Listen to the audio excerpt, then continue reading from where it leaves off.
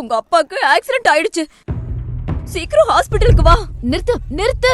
என்னாச்சு? உடனே என்ன சிட்டி ஹாஸ்பிடலுக்கு கூட்டிட்டு போ.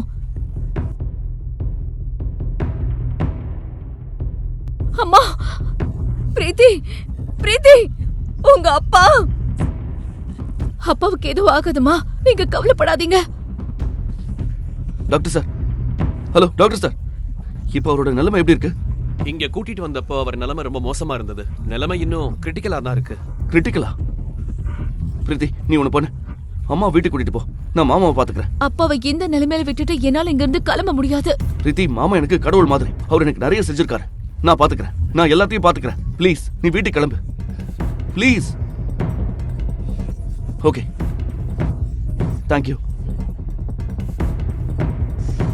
லுக், ரவிக்குமார் நிலைமை ரொம்ப மோசமாயிட்டே வருது. உடனே ஆபரேஷன் பண்ணணும். டாக்டர், நீங்க தானே கொஞ்சம் கொஞ்சமா சரியாடுன்னு சொன்னீங்க. திடீர்னு என்னாச்சு? இப்ப என்னால எதுவும் சொல்ல முடியாது.